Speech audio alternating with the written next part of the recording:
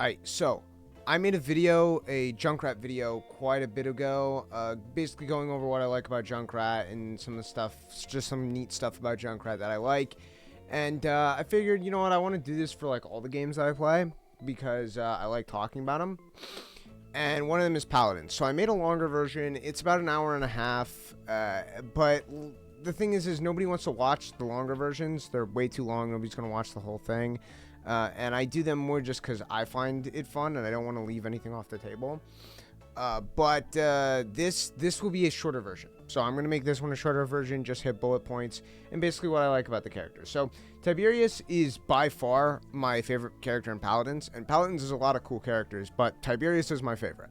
And Tiberius is the one I always play. And I want to give a quick disclaimer really quick. I don't play this game competitively. This game I just like to play casually just for fun because it's just... This game has a lot of issues that I think makes it where it's hard to take it competitively, and I just don't want to do that. So I do take everything I take with a grain of salt. Everything I say, take it with a grain of salt. Also, this is not a guide. I'm not teaching you how to fucking play Tiberius. If you think any of this shit is neat and you want to try it out for yourself, go ahead. But I'm not a fucking professional. Don't listen to any of the shit I say, right? So like I said, and I've never looked up anything about Paladins in my life before either. I don't even know what a tier list looks like. I don't know what this community is like at all. I don't know jack dick about Paladins at all. I don't know anything about this game except for just from my experience with Overwatch and taking it to this game and just playing the game essentially off feel. Playing the game off feel, not looking up anything about the game. I don't know what this game's supposed to look like. I don't know what this game looks like. It's just from my personal experience. So do take everything I say with a grain of salt. Don't think this is some professional guide or some shit like this, right? So my understanding about Tiberius is he's a character where everything has startup, right? This has startup, my combat trance, and my combat trance is the main way I'm going to kill people, right? My normal DPS is fairly slow, so I shoot fairly slow. It seems about 2/3 of a second, right? So not the fastest fire rate there is, and pretty much against any character, I'm just going to lose in straight up DPS, right? Just by doing this, right? And then when it comes to, especially like if you look at my rivals, characters that do the similar kind of thing that I do, characters that play similarly to me, characters like Maeve, Caspian, Vora, Zin, Koga, etc., right? I'm gonna lose that interaction head on every single time if this is all I'm doing, right? So I need to use this combat trance. I need to rely on this combat trance, and this combat trance is very important. And it's got quite a bit of long cooldown. It also has a lot of startup, and I only have so much time to really capitalize on it. So naturally, I'm going to need to use this smart. I don't want to use this whenever I feel like it. I don't want it to go to waste. And if I can take a kill without having to use it, I need to take that, right?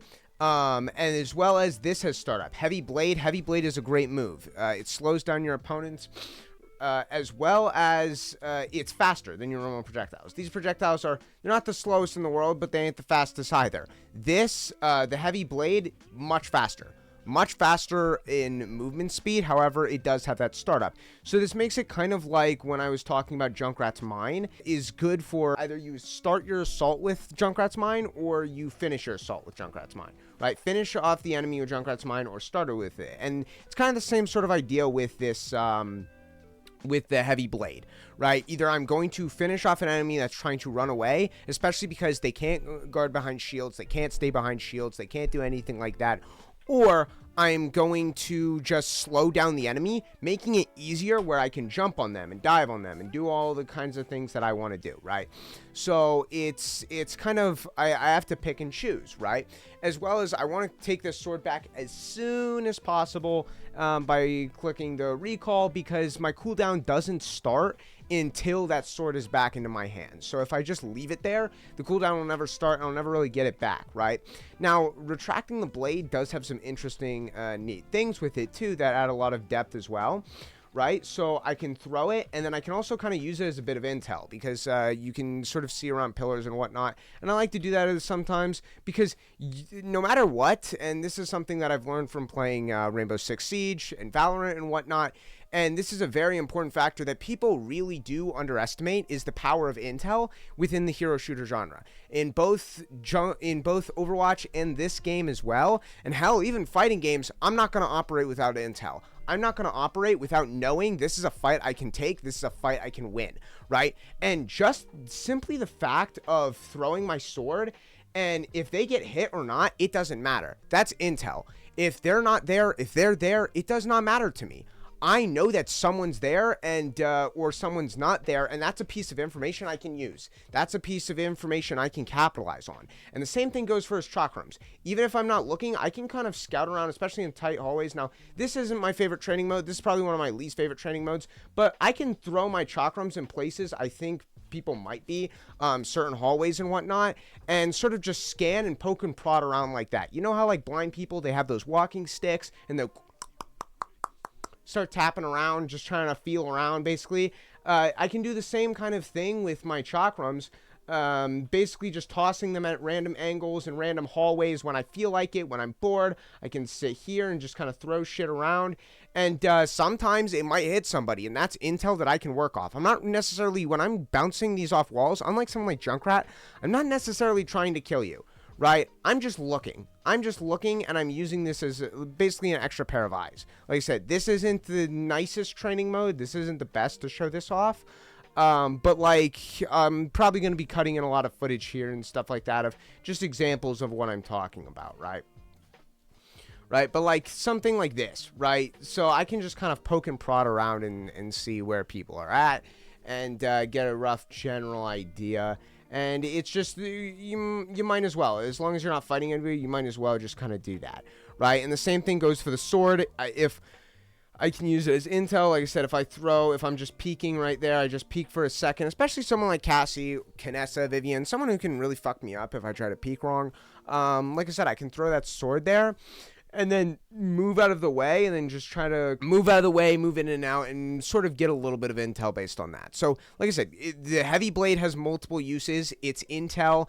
It can secure a kill. It can set up a kill by slowing the enemy down, making it easier for you to pounce on them and whatnot. And same thing with his normal chakrams. It can be used as intel as well. And like I said, he wants to start a work around all this cooldown, and he has a long reload speed too, right?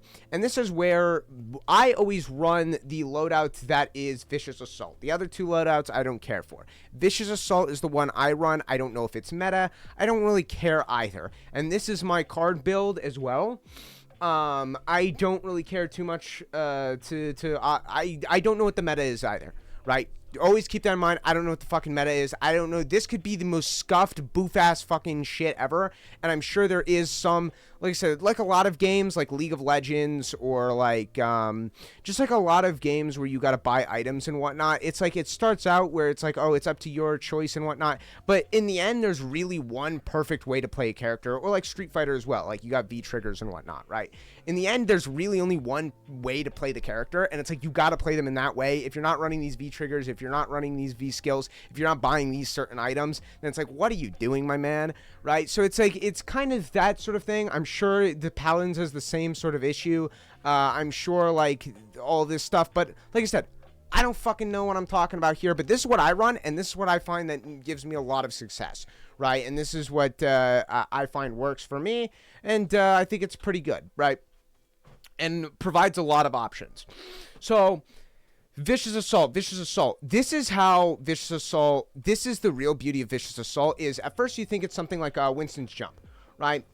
And especially because you jump onto them and you slam onto them, it does about 600 damage, which is not too shabby, right? So you can jump on them and slam onto them, and you think it's something like Winston's Jump or Doomfist's Seismic Slam, new Seismic Slam and whatnot, where where you're looking matters, but actually it doesn't, right? Where you're looking does not change your angle. It does not change how you move, and you can kind of move left or right, but you don't have a whole lot of mobility. You can kind of slow your roll a little bit, but like I said, at the end of the day, you don't have a whole lot of mobility. It's really a set angle. When you press that button, that's a commitment you've already made, and you can't back out of it, right? And there'll come times where you press that button and you're like, oh fuck, I really shouldn't have done that, and then it's just like, well, it is what it is, and I kind of have to follow through with this now. So Vicious Assault is neat though, because not only is it a mobility tool, and you can get a lot of mobility considering that you have 2, and like I said, you can play him just like a normal dive character, and he's very good at doing this, just being a dive character, being a flank hero almost as well,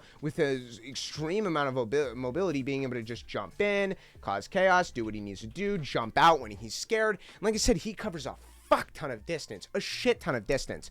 So it's hard to catch him sometimes. He's pretty good, and he takes less damage when doing the Vicious Assault pounce and whatnot. But the neat part of it, and really what makes this thing good, is this is how you're gonna want to hide a lot of your shit. Now, because everything he has to work around all of this startup, like combat trance and whatnot, if I press this at the same time, I can try to hide some of the startup of my stuff behind this jump. And in fact, I can even hide the startup of my shots behind this jump as well. And not even waste a combat trance. Because, like I said, you need to work around that combat trance cooldown. You need to find ways to kill guys without combat trance, and you need to use combat trance scarcely, right? So if you can take a moment where you can kill someone without combat trance, do that. Go for that. And this is one that I like to do is this, boom, boom, right? Fuck, I messed it up.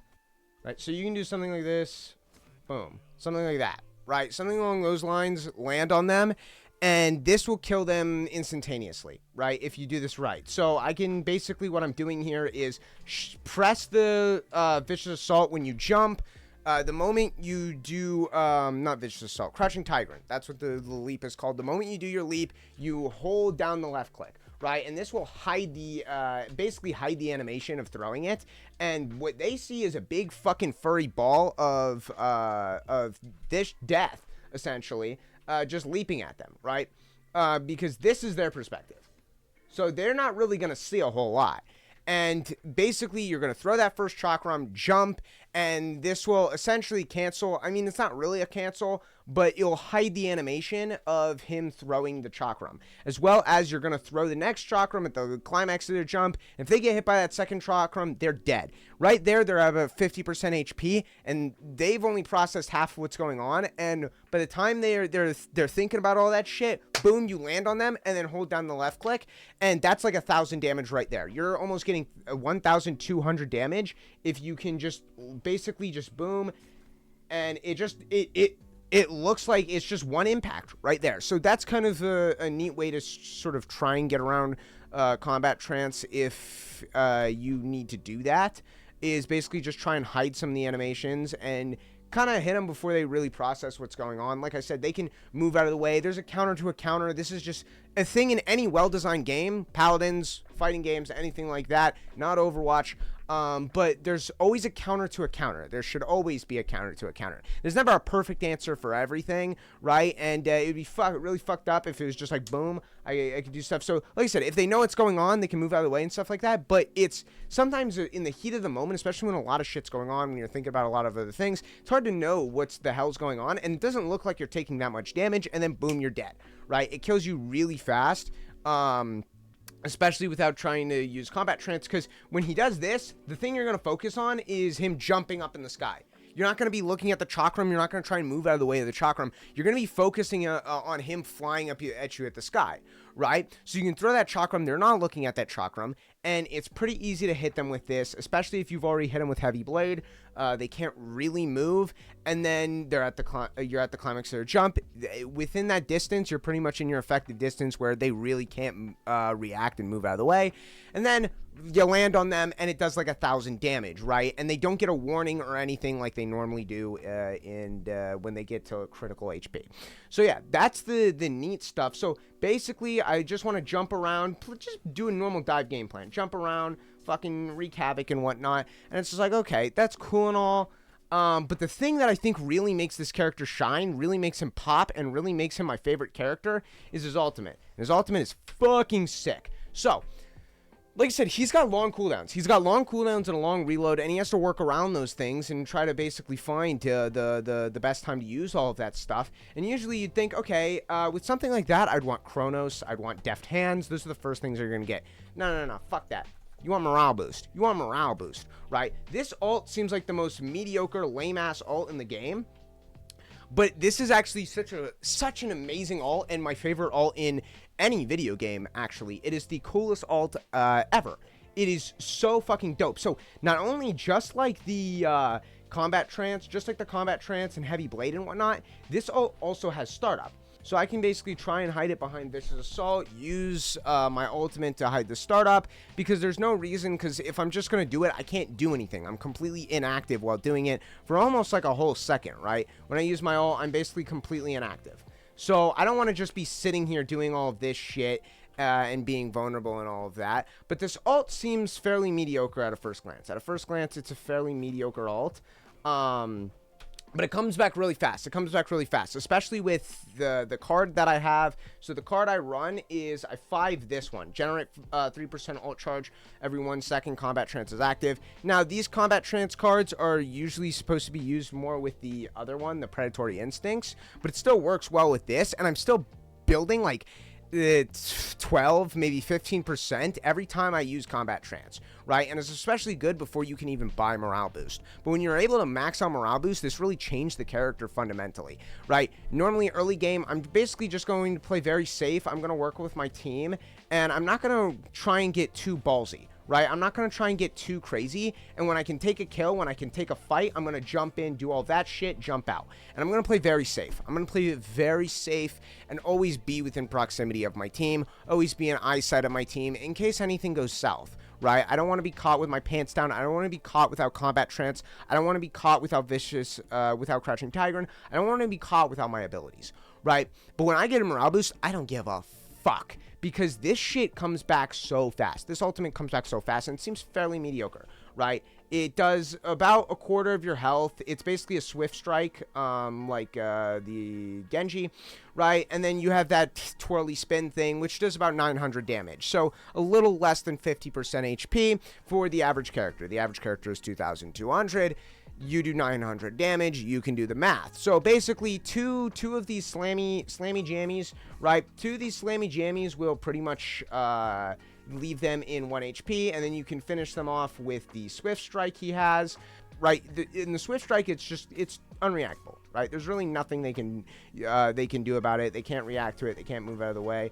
So his Swift Strike type move is very, very good at just confirming a kill, and this is really where you're going to get the main damage. And then when they're at low, you can confirm a kill like that, right? But really the neat part of this ultimate is that I can activate it, and I don't even have to use it, and I still keep about 25%, right? And then this thing can come back, especially with the cards. I can basically get this back instantaneously, right? So this essentially turns the character. This isn't just normal ult. If you're thinking about this move as an ult, then you're already in the wrong, right? You're not thinking about playing Tiberius right. You're not playing Tiberius right, in my opinion, right? Like I said, I don't know what I'm talking about, so take it with a grain of salt. But the way I use it is I basically use him almost as a stance character, and I'm going to be moving in from just doing this over and over again, and jumping in, jumping out, and then I'm going to move into doing this. And I used to be a Doomfist player back in Overwatch, right? I used to be a Diamond Doomfist player back in about the first couple years of Overwatch. And Doomfist is my favorite character in Overwatch, and I fucking love Doomfist. And I play this character a lot like Doomfist. So Doomfist, his ultimate, he jumps up and he does the Meteor Strike, and he's gone. He's gone. You can't touch him, right? He just slips away. It doesn't matter what's going on. You can't kill him. And basically what he can do when he's using this Meteor Strike is he can return to his team.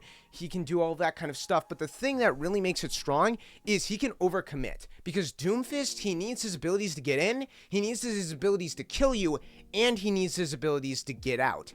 Here's the thing about that is if he doesn't have to get out, if he doesn't have to commit to get out, if he has Meteor Strike activated, he can overcommit. He can do things that he's not normally allowed or supposed to be doing, and do a lot more than he should be, because he has that safety net of Meteor Strike. Because if he ever gets low, if he ever runs out of abilities, if he's ever in a bad scenario, boom, Meteor Strike. So he's going to go all or nothing here. He's going to spend everything, and he's going to make sure he gets kills. And the thing about Meteor Strike is he can use Meteor Strike, wait for his abilities to come to back down off cooldown, boom, land back down. His abilities are off cooldown, and he's coming back for round 2.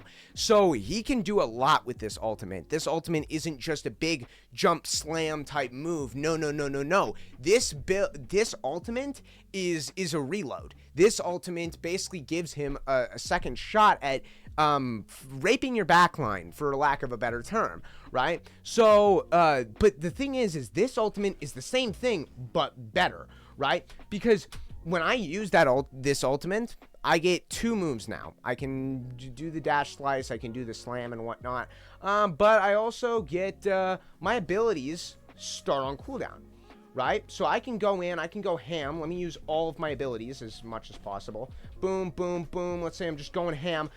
Don't even need a reload, and then I can do this. And I can kind of waste your time, fuck around here, slam around, and then do all that. Look at my abilities. They're back. Now I can go in, do combat trance again. Boom, boom, boom, boom, boom, boom, boom. I'm scared. I can jump away. And the thing is I build so much ult charge. So I'm already back at 50% here. And I can just keep doing this over and over again. Build a little bit more ult charge. It doesn't take too long. It doesn't take too long, given that I get 5% per shot. Not to mention, this combat trance juices it up a lot. So then I can go back into playing a simple basic dive plan with the combat trance and whatnot. Go back into here. And if I'm ever scared, he builds a fuck ton of mobility. The thing is I don't even need to use all of my abilities here, right? I don't even need to commit and use everything here. Unlike Doomfist, where it's like, okay, I got one shot at this ultimate's whatever. I can literally just overcommit. Boom, boom, boom, boom, boom. Just kind of do my thing here. Get a kill or 2, right? Use my ultimate and use that as a retreat, right? Especially because Vicious Assault, his Crouching Tiger is very good at just stalling to wait for abilities to come off cooldown, right? Especially against characters, like I said, characters like Maeve, characters like Caspian, Vatu, who else? Like, I don't know, like I said, Buck, Zin, Koga, all that kind of thing. My rivals is what I would call them. Characters that do a similar thing to me. I'm going to lose that interaction without combat trance. I'm going to lose that interaction without using my abilities correctly. And I got to be clever and try to work around all of that shit. And like I said, if I'm fighting like a Maeve here, like let's just pretend like I'm schizophrenic, right? And there's a Maeve here jumping around doing her Maeve shit, right? I can waste her time, jump behind her, start wasting her time here and whatnot. Try to just wait for combat trance or something to come off cooldown, or heavy blade or whatever, and then I can do all of that kind of thing. So like I said, this character is amazing. This character is amazing. And like I said, the amount of mobility he's capable of getting, not only with his 2 Crouching Tigrans, but also this blade, is, like I said, he can use this to get in, he can use this to get out, he can use this for all kinds of things. And basically, if you have morale boost and you use your abilities correctly, the thing is you can either try to overcommit and play him basically like a tempo character is what they're called, I guess, in the hero shooter space now. But you can play him almost like a stance character, right? But not to mention, you can also try to play him in a different way by basically just playing him with 5 abilities. If you're just not committing and you keep around this 60% range, use 1 or 2 of your abilities here, right? You can just keep going in and out, and basically sometimes I'll play this way.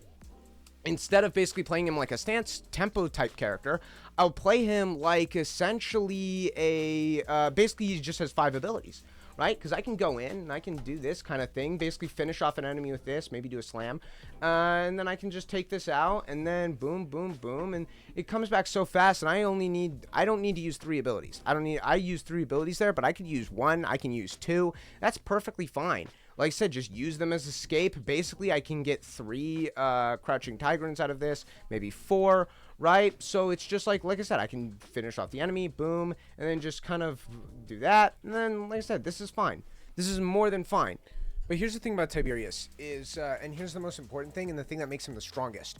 So while all these things seem pretty strong by themselves, The thing that makes him really strong is he's really good on those maps that have like heaven type areas, right? He's really good on those maps that have maps like Quarry, right? The Splitstone Quarry, as well as Timbermill.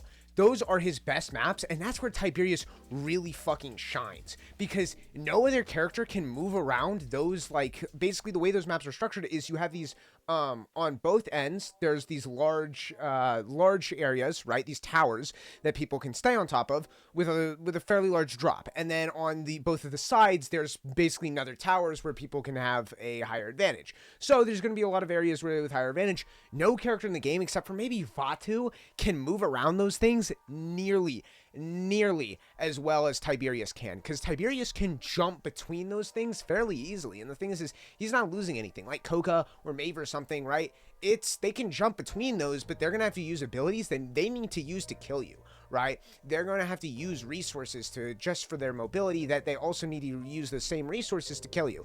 But Tiberius doesn't have that restriction. Tiberius can jump so easily with the Crouching Tigrant and the Vicious Assault, having 2 of those jumps. He can just jump between those things really easily without breaking a sweat. And when I play Tiberius on Splitstone Quarry, which I'm going to be playing Tiberius on Splitstone Quarry, I'm going to be playing Tiberius on Timbermill, I'm going to be playing Tiberius on those maps. When I'm playing on my maps, my goal is fuck the objective, fuck everything that's going down on the floor. I'm playing the floor as lava there. My goal is to make sure nobody feels safe up top of those rooftops, right? I don't want anybody to have higher ground. That's my territory. That's my jungle. I'm just going to keep jumping back and forth and basically just make your life a living hell if you want to be up there. Because there's a lot of characters that want to be up there. Kinessa, Strix, even like Leanne's like it, Vivian's, Tyra's on occasions, and like Dredge too, right? Dredge is a really annoying motherfucker, right? You gotta make sure nobody ever feels safe for that. If they want to get up there, if they want that higher ground, if they want to use that as an option, they're gonna have to fight me for it. They're gonna have to claw it from my cold dead hands, because I'm not giving it up, right? I want to control that space. I want all 4 of those towers to be under my control. I want to stand on top of those, and if anyone thinks about even just standing up there, boom, I'm jumping down on them and you're eating this furry cock, right? That's my goal. That's my goal as Tiberius when I lock in Tiberius, and that's my job. That's what I'm going to do on those maps. And my last priority is to deal with the objective. My last priority is to deal with what's going on down there. And my last priority, hell, is even to help my support. Usually these are my first priorities. Usually I'm going to work around my team. Usually I'm going to be a player who wants to protect my supports and whatnot. But fuck that shit. My job when I'm playing on those maps is to make sure nobody feels safe up top that. And even if I don't necessarily get the kills that I want, even if I don't necessarily kill them, if they're avoiding going up there just because they don't want to interact with me, I did my job. I'm doing what I need to do successfully. And I can leave those areas for my teammate as well as myself, and at any point I can jump down and give you hell from the objective, right? And you can't do shit because I can just keep jumping around these areas and just making your life a nightmare, right? And even like I said, a character like Dredge, as long as character like Dredge or Strix or Kinessa or something, as long as I just make it where you don't feel safe up there, I'm doing my job. I'm doing my part. I don't even necessarily need to kill you. I just need you not to be up there, because you're not going to be nearly half as strong if you're not up there on those high advantage points. So that's kind of the way I'm going to be playing something like Tiberius up there. And you can play him, like I said, you can play him however you want. You can play him however you want, and this character leaves a lot of room for expression. This character leaves a lot of room for depth, and he's by far my favorite character. And he reminds me so much of Doomfist. But he's not Doomfist either. He ain't Doomfist by any means. I wouldn't go so far to say he's like, oh, this is your Doomfist equivalent. If you play Doomfist, play Tiberius. But the way I play him is I take my experience from Doomfist as well as Junkrat too. I take some of my experience, and like I said, he's kind of this weird mix. In my brain, he's this weird mix of Junkrat and Doomfist, which are my 2 favorite characters in Overwatch. So he's basically the perfect character for me. If you were to design one character that could describe me in a nutshell, one character that is perfection to me, this is it. You got Tiberius. And the funny thing is, on paper, he has nothing that really I would tend to like, I guess. Because I like explosives. I tend to gravitate to more of the explosive type characters, not only Junkrat with like grenade launchers and whatnot, but like I said, I like even just like in games like Killing Floor and whatnot, my favorite class is Demolition. And like, I usually like to run some kind of demolition build or a sniper build or something in something like Fallout or like any kind of FPS RPG or whatnot. And like I said, I'm a fan of explosives. I'm a fan of angles and whatnot. But I also like Doomfist, and Doomfist is my favorite character in Overwatch, and this is my favorite character here. And I feel like he's got a little bit of both, and in a weird way, I kind of play him. I don't know if this is how you're supposed to play him, but the way I play him is I play him as he's a bit of both. So, like I said, that's about it. That's it for the Tiberius, and this is why Tiberius is my favorite character. So, yeah, that's about it. Peace.